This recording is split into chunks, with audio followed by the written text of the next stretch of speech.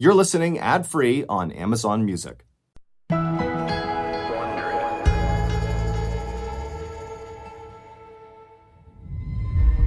Early one morning, a concerned mother sat beside her young son inside of a hospital room. He was lying in the bed, curled into a ball, and he was drenched with sweat, and he was clutching his stomach. His doctors couldn't figure out what was wrong with him, and until they did, they couldn't cure him. For now, all they could do was keep the boy hydrated and hope for a breakthrough. But, judging from how miserable her son looked, it didn't seem like the doctors were helping at all. The mother was starting to get worried that her little boy's life was in danger. The mother stood up to call the nurse when all of a sudden she felt dizzy and lightheaded. She sat back down and realized she was starting to sweat. A lot. This was exactly how her son's illness had started. Whatever he had, now she had it too. What she didn't know, though, was that thousands of other people were experiencing the same terrifying symptoms too. This was just the beginning of an outbreak that would spread across the entire United States. And there was no cure in sight.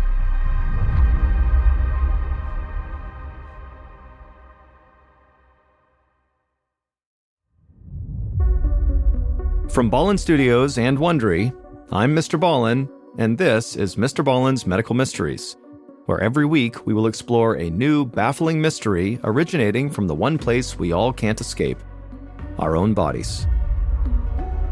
If you like today's story, please offer to detail the follow button's car, but be sure to hide a slightly open can of tuna under their front seat.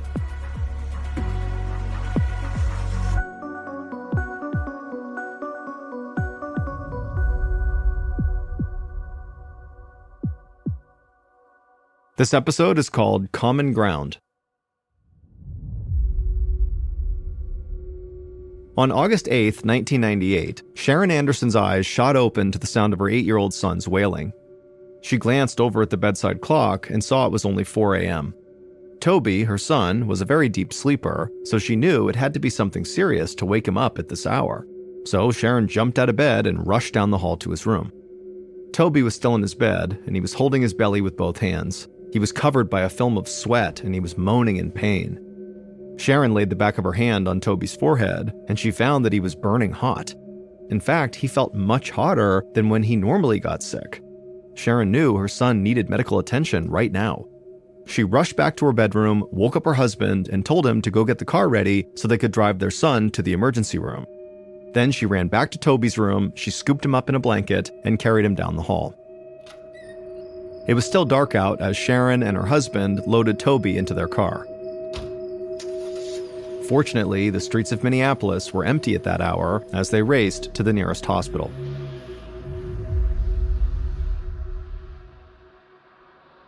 Attending physician Dr. Jean Miller was just starting her shift when her office intercom buzzed and a voice announced that an 8-year-old boy named Toby had just been wheeled into the ER. His mother, Sharon, said Toby had been feverish for hours and was throwing up. Dr. Miller jumped up from her desk and dashed down the hall to the emergency room. She found Toby lying in bed, his eyes half open and his skin drained of color, while his pajamas were dark with sweat. The boy's parents hovered beside the bed looking worried and helpless. Dr. Miller called for a nurse to bring an IV saline drip to get some fluids into the boy. Then she measured his heartbeat and listened to his breathing. But the child's intense stomach pains suggested that whatever was going on was an intestinal issue. That covered a lot of possibilities, from food poisoning to something much more serious like appendicitis. Dr. Miller asked Toby's parents if he'd eaten anything unusual lately. They looked at each other and listed various meals from the past few days, but then said that nothing out of the ordinary came to mind. Dr. Miller nodded, then asked Toby where it hurt most. With very shaky hands, Toby pointed to his stomach. Tears formed in his eyes, and he told Dr. Miller the pain was getting even worse. Dr. Miller smiled calmly, doing her best to hide her concern that Toby seemed to be sinking. The doctor grabbed a phone off the wall and called the lab to order blood and stool samples. That would likely identify what was happening inside of Toby's body. The doctor was pretty sure it was some kind of food poisoning, but the boy's intense discomfort suggested that it could be more serious than your run-of-the-mill 24-hour stomach bug. Dr. Miller took the parents aside and told them to make a list of every food and every place that Toby had eaten in the past 4 days. Dr. Miller promised they would find out what was happening to their son and they would do everything in their power to make him right again. A few hours later, Dr. Miller's phone rang. It was the lab with Toby's results. They found blood in Toby's stool, which indicated intestinal bleeding, most likely from bacteria in his food. So Dr. Miller had apparently been right. It was some kind of food poisoning. Now they needed to figure out what kind of food poisoning it was. The lab technician said they had already isolated the bacteria from Toby's stool for closer analysis. Dr. Miller thanked the technician and hung up. The good news was that they were now closer to knowing what was making Toby sick. But the bad news was, until then, Dr. Miller could not really aggressively treat Toby's illness. For many bacterial infections, the best treatment is antibiotics, but with certain strains of bacteria, such as highly toxic strains of E. coli, antibiotics can actually make the patient sicker or even kill them. So for now, all Dr. Miller could do was keep Toby's fever down with medication and his dehydration at bay with an IV drip. Dr. Miller checked in with Toby's parents and told them to get some rest and that she would be back at the hospital first thing in the morning. Then the doctor left the room and went to the night nurse and told her to please contact her at home if anything changed with Toby. The next morning, Dr. Miller had just sat down behind her desk with a mug of coffee when a nurse knocked on the door and poked her head in. She said there was a new arrival to the ER, a 4-year-old girl named Peyton Egger. She had a sweltering 104-degree fever, and her mother said she'd been vomiting on and off for 12 hours with repeated bouts of diarrhea. Dr. Miller's mind raced as she followed the nurse down to the emergency department. White curtains were drawn all around a gurney that had just been wheeled in. Little Peyton was lying on the gurney, drenched in sweat. Her face was drained of color, and she was struggling to keep her eyes open, and her parents stood to the side, clutching each other nervously. Dr. Miller immediately ordered the nurses to hook Peyton up to an IV drip while she checked the girl's vitals. Peyton's pulse was weak, and her blood pressure was dropping. Dr. Miller worried she might be going into shock, which could cause her organs to shut down. Dr. Miller realized that Peyton's symptoms were very similar to Toby's, so much so that she wondered if both kids had caught the same infection. Peyton's parents told Dr. Miller that their home was in a suburb north of Minneapolis, which was nowhere near where Toby's family lived. Still, Dr. Miller thought there must be something these two kids had in common. Dr. Miller called the lab and told them she wanted full blood work run on Peyton, plus stool samples tested as well. Then, Dr. Miller took Peyton's parents into the hallway and asked them for more details. The mother said that Peyton had been complaining of stomach pains last night, but it really hadn't seemed that serious. But at around midnight, Peyton woke up crying from all the pain and then began vomiting. After that, she kept vomiting nearly every hour and had several episodes of severe diarrhea. Then her temperature started spiking. By dawn, the parents said it was clear that whatever this was, it was only getting worse. So her parents had rushed her to the hospital. Dr. Miller said they had done the right thing. Peyton would be safe here. For now, the best thing they could do was just stay calm and wait. But that was advice Dr. Miller found easier to give than to practice. As Dr. Miller stepped out of Peyton's room and headed back to her office, a nurse hurried up to her and said the lab had been trying to reach her. Toby's new results were in. The boy was infected with a bacteria called Shigella. Finally, Dr. Miller knew what she was up against. Shigella attacks the digestive system, causing inflammation and bleeding within 12 to 48 hours after eating food contaminated with the bacteria. Toby had all of the classic symptoms: fever, abdominal pain, nausea, diarrhea. Dr. Miller knew that if untreated, Shigella could send Toby into shock, which often leads to organ failure and occasionally even death. But at the same time, Dr. Miller was relieved. Although Shigella was obviously serious, it could be defeated with antibiotics, so she could finally start treating Toby. Dr. Miller told the attending nurse to prepare antibiotics for Toby and begin administering them as soon as they were ready. Then Dr. Miller rushed to Toby's room to give his parents the news. The boy was lying in his hospital bed with his eyes half open. His mother sat in a chair next to the bed, holding her son's hand and looking flushed and exhausted. Dr. Miller asked Toby's parents to step outside with her so she could explain what was going on. But when Toby's mother tried to stand up, she wobbled and had to sit back down. She admitted she had not been feeling well since she woke up that morning. She said she even vomited a couple of times. Dr. Miller told Toby's mother to stay seated while she called for a nurse to prepare a bed for her. The doctor told her it was entirely possible that she was also now infected with Shigella, which was the bacteria that they had just discovered her son was infected with. After all, Shigella is so contagious that it can be passed in a handshake if someone who touched the bacteria didn't wash their hands well enough. As soon as Dr. Miller had settled Toby's mother into her own hospital bed, a receptionist waved the doctor down. It was the lab calling again. They had the results for Dr. Miller's other young patient, Peyton. She had Shigella too. Dr. Miller put down the phone. First Toby, then maybe Toby's mother, and now Peyton? Suddenly, Dr. Miller felt like she had an outbreak on her hands. And given how easily Shigella is transmitted, there were likely dozens more people out there suffering symptoms at home, and every one of those cases could make more people sick. Suddenly, Dr. Miller had a lot of calls to make.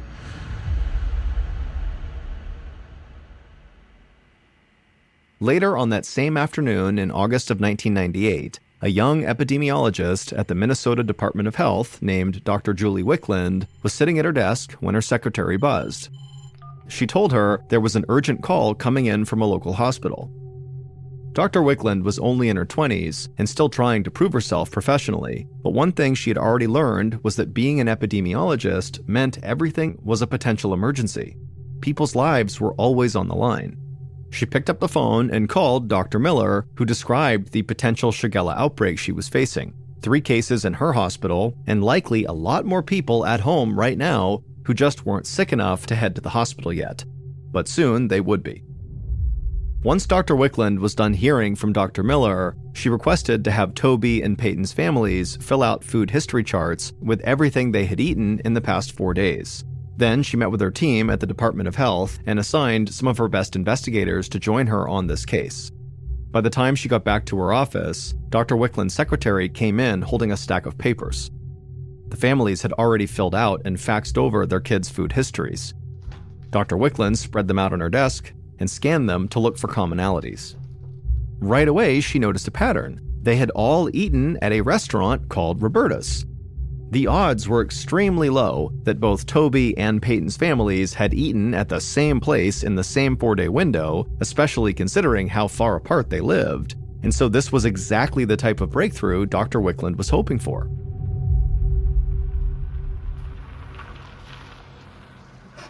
An hour later, Dr. Wickland and 2 other health officials stepped out of a dark sedan in front of the restaurant Roberta's, a modest neighborhood eatery. The manager was waiting for them by the entrance, looking very tense. The restaurant was temporarily closed for the rest of the day so that Dr. Wickland and her team could go and conduct their investigation there. Dr. Wickland needed to inspect every aspect of the restaurant's food handling for possible sources of contamination, such as spoiled food or dirty water.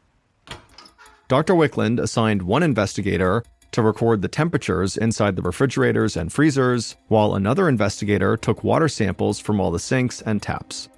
Then Dr. Wickland studied every step in the food's journey to the table, from the delivery area to the storage room to the food prep stations.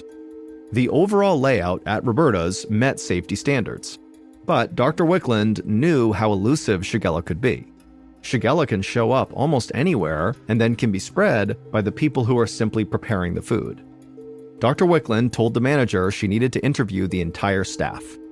And so once the staff was gathered in the dining room, Dr. Wickland circled the room, asking each employee questions about their recent health and also their daily kitchen routine.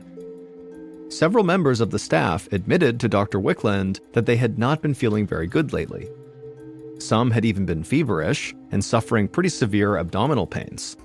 It sounded worryingly similar to what Toby and Toby's mother and Peyton were all experiencing. Dr. Wickland then made copies of the restaurant's reservation list and credit card receipts from the past 4 days. Flipping through the pages, she estimated at least 400 people had eaten at Roberta's within a few days of when Dr. Miller's patients had eaten there. All of these diners were now at risk of getting Shigella. Back at the office, Dr. Wickland wrote up a questionnaire for all of Roberta's 400-plus diners. She needed to determine how many other customers out there were suffering similar symptoms. If any of them had contracted Shigella but didn't realize it, they could be infecting other people. These people needed to be notified right away, or else this situation could get much worse. The next morning, when Dr. Wickland arrived at her office, she learned that one of Roberta's employees had tested positive for Shigella. This confirmed that everyone who had eaten at the restaurant could now potentially be infected with the Shigella bacteria. But at least she now had a pretty good idea where the Shigella was coming from, a sick food prep worker who likely had not washed their hands properly. Dr. Wickland's first step was to call Roberta's and order the restaurant temporarily closed until the Shigella outbreak was totally contained. Then Dr. Wickland called Dr. Miller to get an update on her patients. Dr. Miller told her that Toby's mom was doing fine, but Toby and Peyton were struggling. Shigella is always harshest on the young and the elderly, and the children's conditions were not getting better. If they didn't start getting better soon, Dr. Miller feared they could go into shock and die.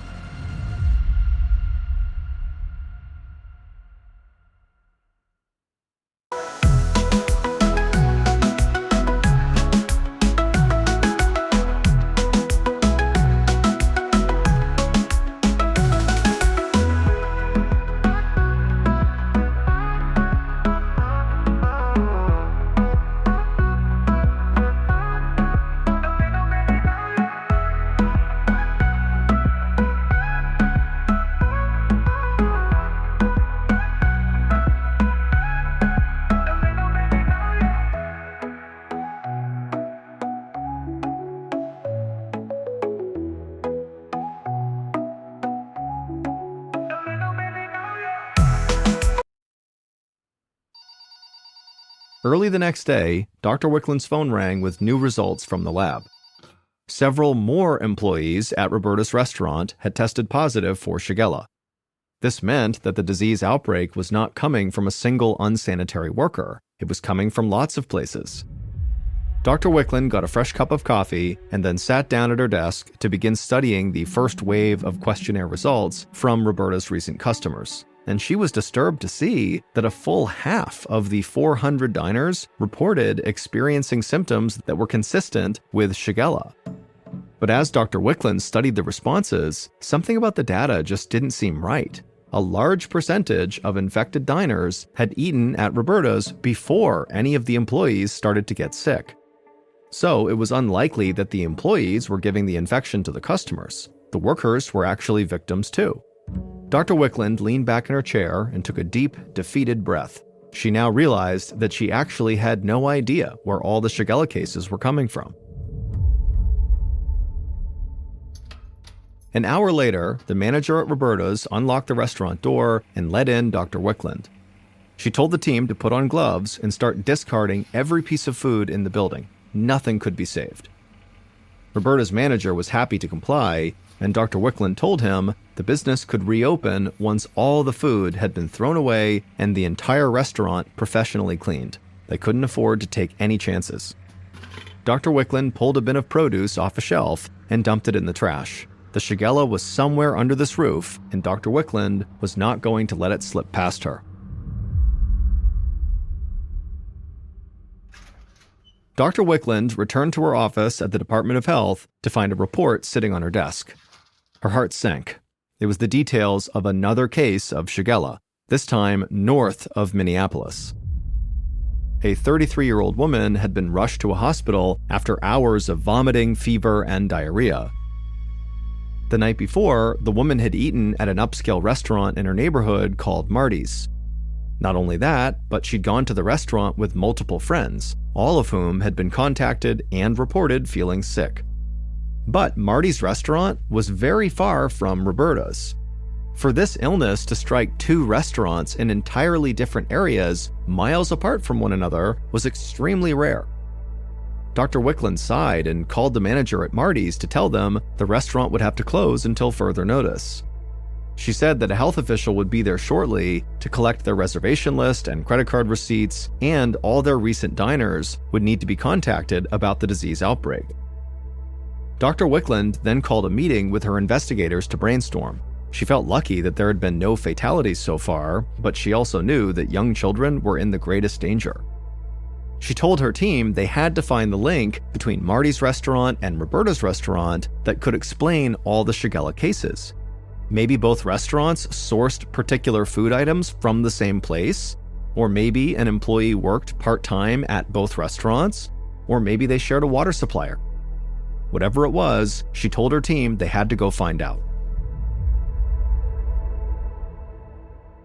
By the next afternoon, Dr. Wickland had more information to go on. She and her team had worked around the clock, contacting people and compiling timelines of symptoms. It was a lot to sift through, but she knew it was always better to have too much information rather than not enough.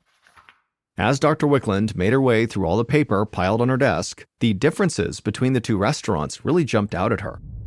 Marty's got its water from a different reservoir than Roberta's, so this was not a water issue. There was also almost zero overlap in their menus because Roberta's and Marty's served very different types of food. And a review of the two restaurants' employees showed that no staff members worked in both places either. The researchers could not even identify a single food that all the sick customers at each restaurant had eaten. Everyone ordered different dishes, yet got sick the same way. And so Dr. Wickland wondered to herself, how could that be? This just doesn't seem possible. Just then, the phone rang. It was the lab with an update on the Marty's restaurant customers. Everyone who tested had come back positive for Shigella. The lab had also done a genetic comparison of the Shigella bacteria from the Marty's diners and the Roberta's diners, and they found them to be identical. Clearly, both restaurants had been contaminated by the same source. Dr. Wickland thanked the technician and hung up. She felt stumped, exhausted, and ready to call it quits for the day, but she did have a couple more calls to make. The first one just to check up on Toby and Peyton. On the other end of the line, Dr. Miller sounded equally exhausted. She said Toby was still bedridden because his body was not responding to the antibiotics. He was now faced with a painful and slow recovery. Little Peyton Egger was even worse. Dr. Miller had nurses monitoring her around the clock, but her family was obviously worried sick. Dr. Wickland thanked her for the update, then she hung up and scrolled through her Rolodex until she found the United States Centers for Disease Control. This outbreak was clearly not settling down the way Dr. Wickland hoped it would, and so it was time to call in reinforcements. Dr. Timothy Niemi was in his office packing up to head home when his phone rang. He considered letting it go to voicemail, but his position as an epidemic intelligence officer at the Centers for Disease Control and Prevention had taught him the danger of missing an emergency call. So he picked up the phone and he listened carefully as Dr. Wickland explained the events of the past week and how the Shigella outbreak showed no signs of slowing down. Dr. Wickland said she needed the CDC's help in finding the outbreak's origin so they could stop it. Every bacterial outbreak has its own genetic fingerprint that makes it unique, and the CDC keeps a massive database of these fingerprints from all over the world. Dr. Niemi told Dr. Wickland to email him an image of the Shigella bacteria's DNA profile. Then he could use the CDC's database to see if the same Shigella strain had been reported anywhere else. The moment Dr. Niemi uploaded the Shigella bacteria from Minnesota to his database, Shigella outbreaks in other areas popped up all over. From Los Angeles County to Boston to Florida, plus up in Canada, in Alberta and Ontario. Each outbreak had been linked to a specific restaurant, and all were genetically identical. This meant that there was a good chance all of these Shigella outbreaks were caused by the same source of contamination. The sheer breadth of locations baffled Dr. Niemi. He stared at the map. How did the same contaminant spread across both coasts, down to the Gulf of Mexico, and all the way up into Canada? He emailed his coworkers the results and asked them to help him contact every restaurant associated with an outbreak and compile a comprehensive list of foods and ingredients on their menus. There had to be something in common to all of them that was carrying this particular strain of Shigella. The next morning, one of Dr. Niemi's fellow investigators strolled into his office and handed him a Post-it note with one word written on it. Dr. Niemi read the note and couldn't help but laugh. The investigators had identified the probable source of the Shigella outbreak, and it was something that no one suspected. Dr. Naomi's department even had a term for this particular ingredient. They called it stealth food because it's used in a wide variety of dishes, yet usually goes unnoticed. Dr. Naomi congratulated his team. This was the best lead they had. He picked up a phone and he called a colleague at the Food and Drug Administration named Jeremy Brown.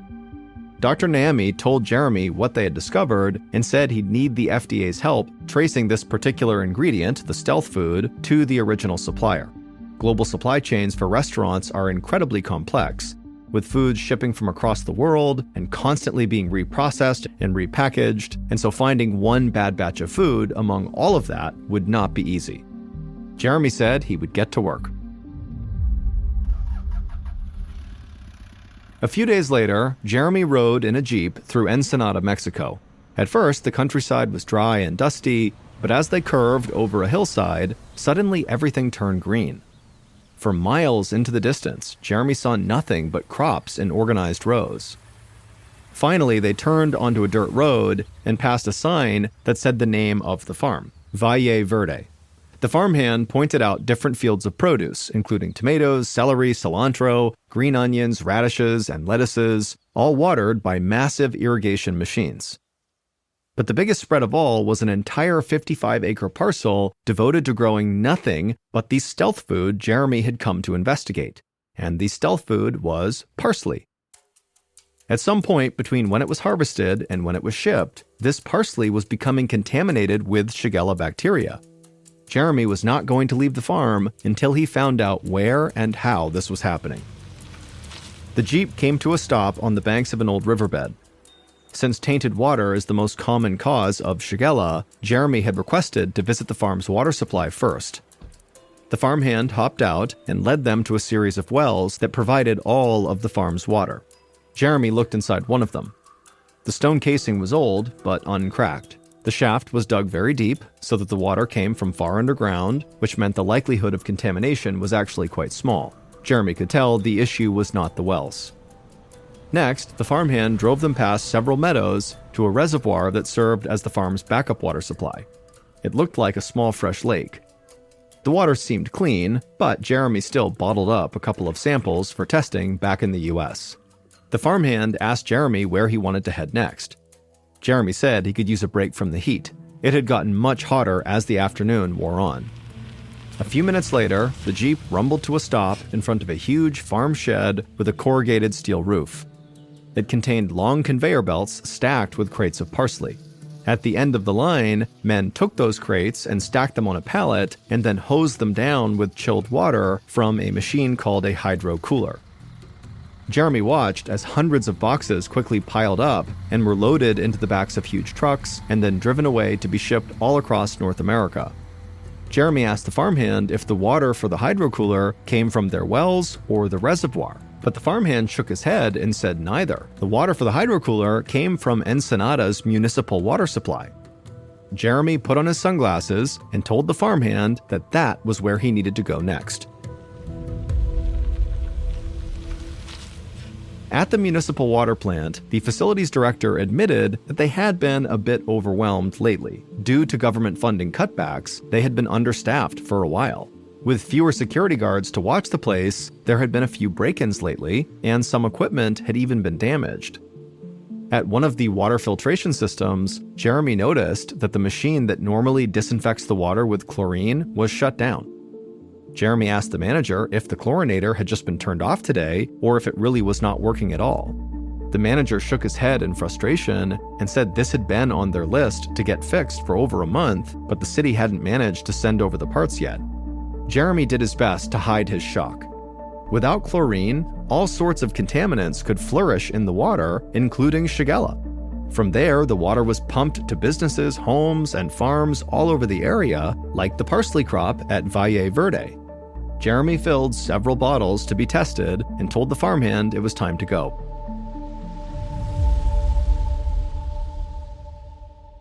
Days later, Jeremy got his results. Ensenada's municipal water was loaded with Shigella. And it was the same strain as the one found at Roberta's, Marty's, and all the other restaurants.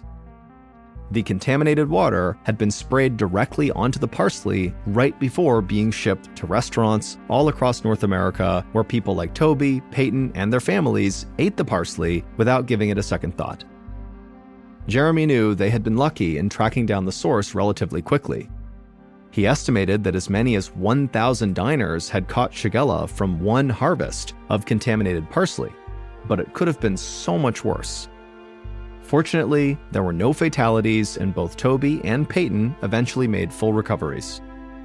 But very few of those who got sick will ever look at their parsley garnish the same way again. In 1991, Charles Holden was on his way home from work when he decided to stop at a fast food restaurant near his house in Harrington, Delaware. After grabbing a quick bite to eat, Charles left the store and got back in his truck. He turned it on and he was about to drive out of the lot when he stopped because there was this man running towards him, waving, trying to flag him down. So Charles put his truck back in park and he rolled his window down to see what this guy wanted.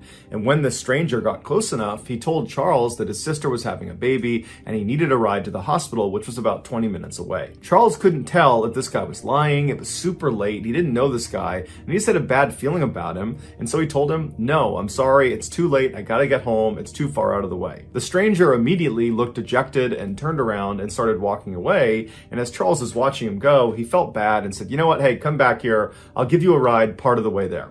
And so the stranger smiled, hopped in his passenger seat, and they took off. Charles drove him approximately 3 miles in the direction he had asked to go before pulling over on the side of the road and telling him, "This is as far as I'm going to take you." Charles lived only about a block away, and he didn't want to drive too far away from home so late at night. But the stranger, upon hearing he was being let out so soon, suddenly became angry and began fumbling in his pocket like he was going to get a knife or some sort of weapon, and he starts screaming at Charles, "Hand over your keys, hand over your wallet, or I'm going to kill you." Charles, meanwhile, was on edge, just being in the car with this guy because he had a bad feeling about him, and so he immediately jumped into action. He turned off his truck, he ripped the keys out of the ignition, and he leapt out of his truck and started running. Charles saw way off in the distance was a convenience store, and he figured he could run to there and get some help. But as he's running, he turns around and sees the stranger has also leapt out of the car and was now sprinting up to him with a screwdriver in his hand. And this stranger was running really fast. He was gaining on Charles, and soon Charles realized he wasn't going to make it to the convenience store before this guy caught up to him. And so at some point, Charles just stops, he turns around and he puts his hands up and he says, okay, I'll give you a ride wherever you want to go, and then you can have my keys, my wallet, you can have anything you want. And so the stranger runs right up to Charles and he stops and he smiles because he's very pleased with this result. And he pokes him with the screwdriver and kind of gestures for him to go back to the truck. So Charles walks back to the truck with the stranger right behind him with the screwdriver periodically poking him in the back. They finally get to the vehicle and the stranger tells Charles to get in the car and then wait. But as soon as Charles sat down, he fired up his truck and sped off before the stranger could hop in the passenger side door. And so Charles is flying away from this guy. He looks in his rear view mirror and he can see the guy is chasing after him with a screwdriver held over his head, but he sees the stranger at some point just stops, turns around, and walks away. Charles was totally relieved that he had escaped this horrible encounter, and he was thinking about calling the police, but ultimately decided he wouldn't because it was his decision to allow some stranger to get in his car in the middle of the night. And so Charles kind of blamed himself for the whole ordeal. What Charles was concerned about, though, was where he had ditched the stranger was not far from his house, and he was worried if he just turned around and drove right back to his house that this guy could recognize the truck and then follow him to his house, and then who knows what could happen. And so Charles decides he's just going to stay outside of town and drive around for a while to make sure this stranger is long gone by the time he comes back. So after about an hour of doing just that, driving around outside of town, Charles goes back into Harrington, Delaware, and he gets on his street, and he's shocked when he sees the stranger who had just tried to kill him is walking down the road right in front of him. But luckily, the stranger did not hear or see Charles pull onto his street, and so Charles immediately throws it in reverse and he gets out of there and he drives off. At this point, Charles decides he needs to tell police because he doesn't know if this stranger actually knows him and that maybe he's targeting him and he's waiting for him at his property. And so he calls 911 and he tells the dispatcher about what had happened earlier and how this guy is now lurking around his property. And the dispatcher tells him they'll send an officer out to him. And so a few minutes later, an officer showed up at the payphone where Charles was, and they told Charles they would escort him back to his property, and if the stranger was still out in the area, they would arrest him.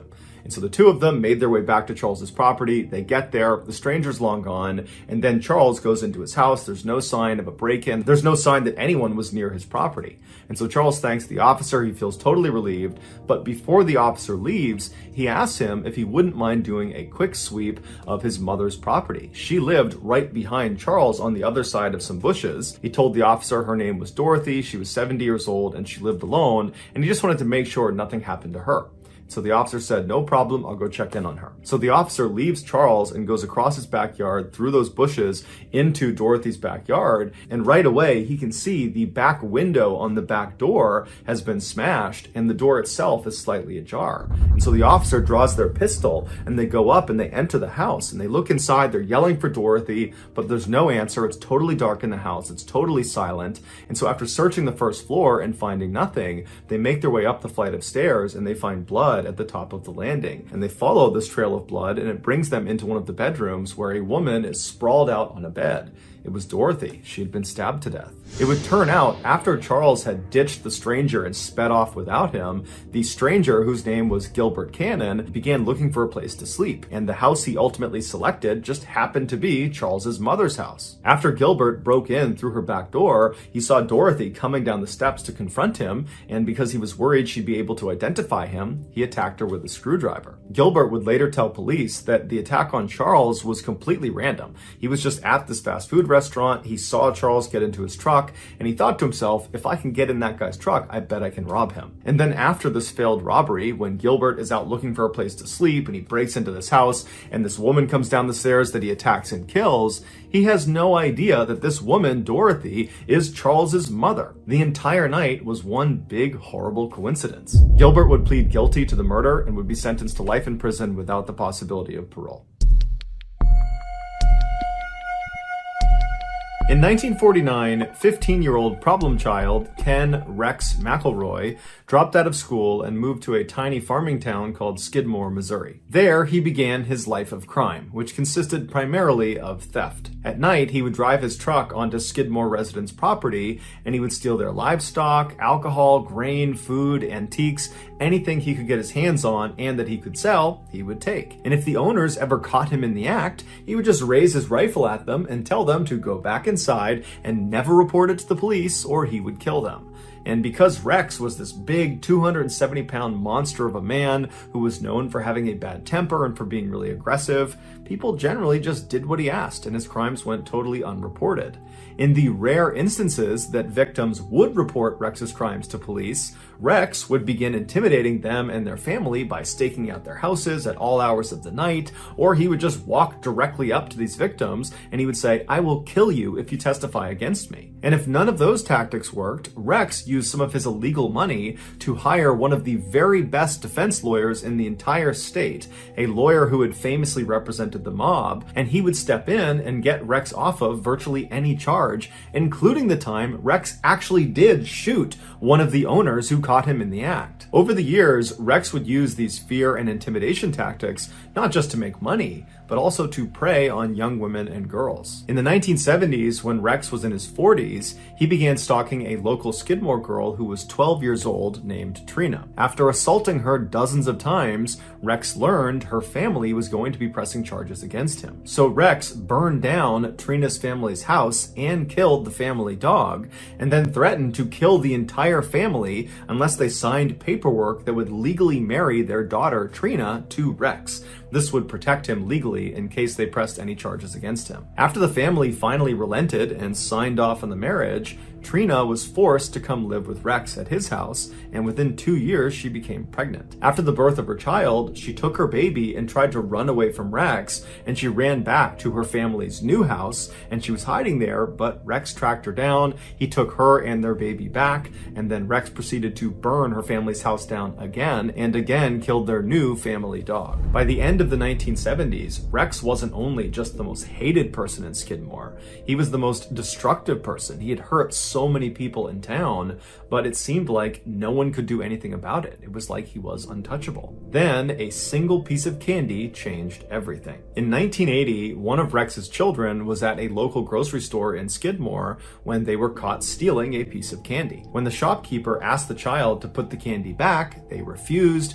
and it caused this huge fight. And before long, Rex has found out about this huge fight, and Rex, instead of being upset with his child for stealing, he becomes enraged that the shopkeeper had the audacity to accuse his child of a crime. And so Rex began stalking the owner of the store, a 70-year-old man named Bo, along with the rest of Bo's family. At all hours of the night, Rex would just show up in front of their house with a gun slung across his lap, and he would fire shots into the air. And then during the day, he would walk right up to Bo and he would tell him, "I'm going to kill you." And so Bo and his family knew it was only a matter of time before Rex did become violent, and they were right. In July of that year, Rex showed up at Bo's grocery store with a shotgun in hand, and Bo, who was in the back of the shop loading groceries through the back door, he turns around and he sees Rex walking up to him. They have this heated confrontation where at some point Rex just raises a shotgun and he fires a shot into Bo's neck. Bo was gravely wounded, but he would survive, and Rex would actually get arrested and would be charged with attempted murder.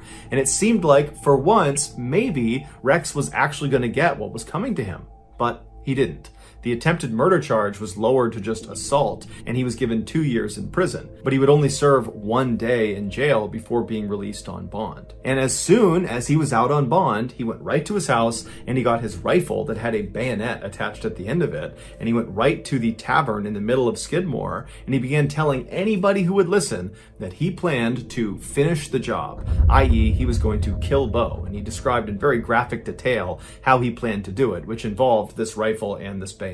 Patrons that were at the tavern that saw Rex and heard these claims, they were scared for Bo, and so they left the tavern and they told city leaders about these threats. And so city leaders at this point, they've had enough of Rex, and they decide they're going to host this secret meeting that will not include Rex the following morning. So the next morning comes around, and all these angry residents, they come to this meeting and they begin discussing, how are we going to handle Rex? We can't use police. We can't use politicians. Nothing can be done. So what are we going to do? How are we going to put an end to his reign of terror? And after a while, they came up with a plan.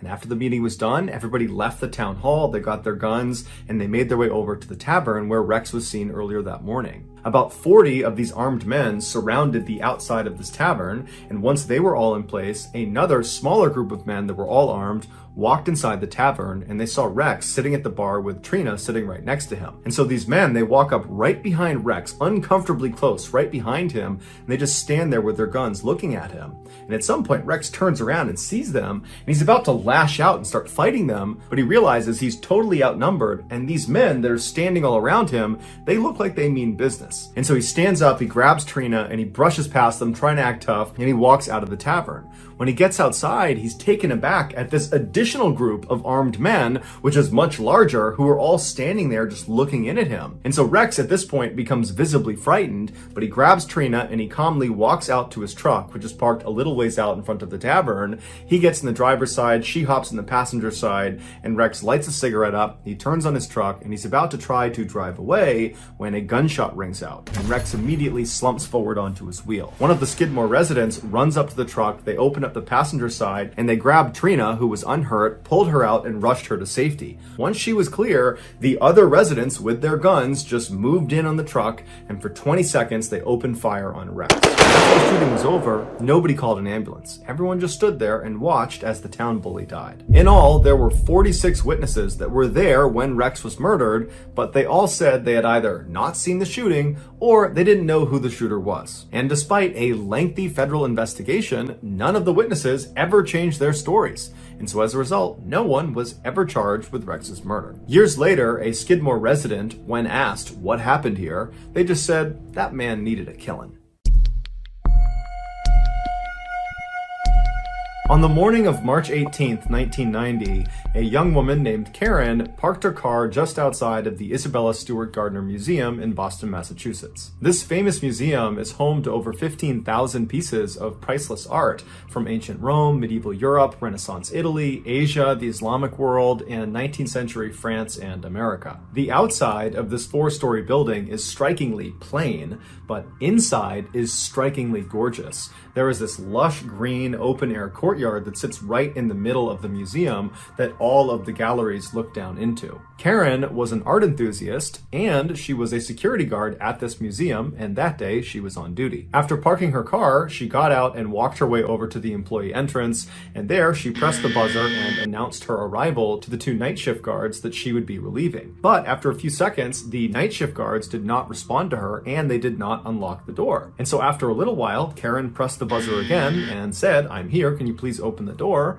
But again, the guards that were on duty did not respond back to her, and the door did not open. This was highly unusual, so Karen left the door, found a payphone, and called the chief of security for the museum, who lived out in town, and told him she couldn't get in the building. And so about 10 minutes later, the chief of security shows up, and he takes Karen, and he walks her around to the other side of the building. He leads her up an outdoor flight of stairs to another entrance to the museum. He pulls out a big ring of keys, he finds the right one, and he opens the door. The entrance they were going through placed them in this dark hallway that stretched out straight in front of them, and then at the very end of the hallway on the right was this very brightly lit room that the door was wide open to, and that was the security office where the guards were supposed to be. And so Karen and the chief, they begin walking down this hallway expecting to get to the end of it and look inside this room and see these guards and get an explanation for why they didn't buzz Karen in the first place.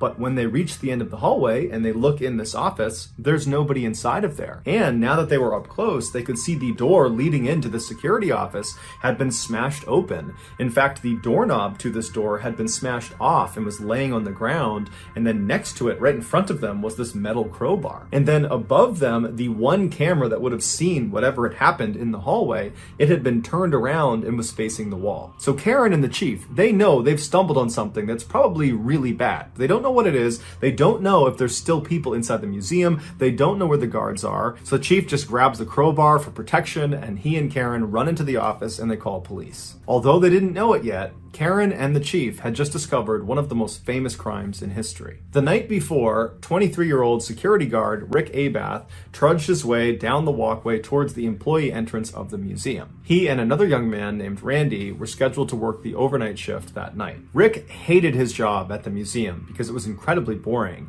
but Rick didn't really have many other employment opportunities to choose from. He was a guy that had dropped out of music school and spent most of his time smoking marijuana, drinking beer, and playing in his friend's rock band. And so he just kept this job that he hated. Once Rick got inside the museum, he walked over to the office where he found his partner that night, Randy, was already sitting behind the desk. After chatting with him for a few minutes, Rick said he would do the first set of security rounds, and so he grabbed a walkie-talkie and a flashlight and he headed out to the exhibit halls. Almost immediately, a fire alarm went off. Rick went to the area where it was going off and he investigated and did not see a fire, and so he just turned the alarm off.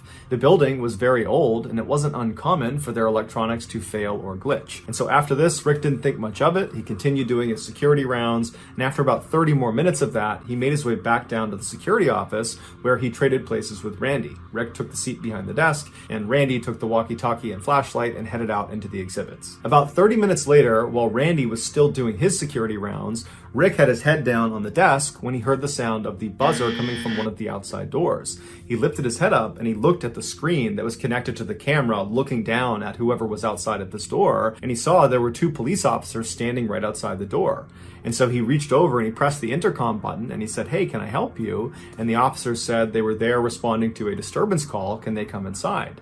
Now, Rick didn't know what this was about. He assumed it must have to do with maybe the fire alarm that had gone off earlier, or maybe somebody outside had seen someone trying to break in and they had called it in. But either way, he felt like it was important enough that he should let them in, even though it was against protocol to allow anyone into the museum after hours, including police. And so the two officers, they come through the doors and they wind up in the hallway right outside of the security office. And there's a window into the security office, so both the officers and Rick can see each other.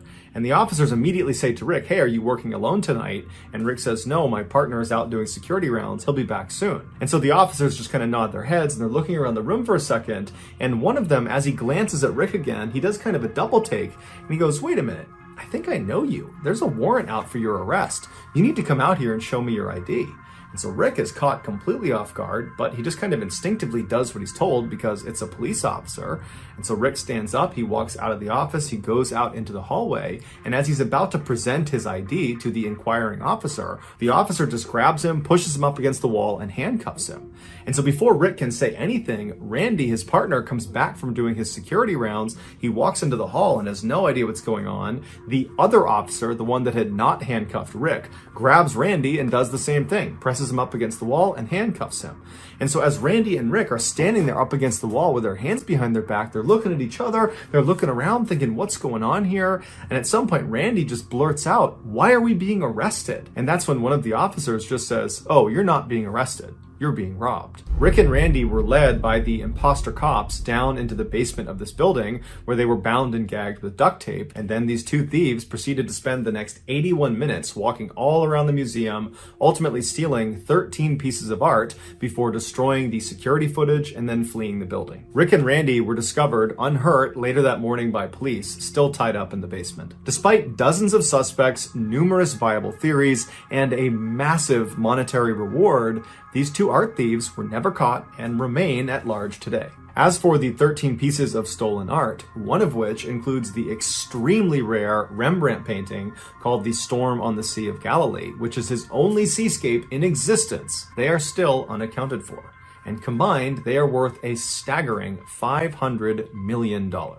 So that's going to do it, guys. If you found the secret in today's episode, let us know in the comments section what it is and where you found it. So give us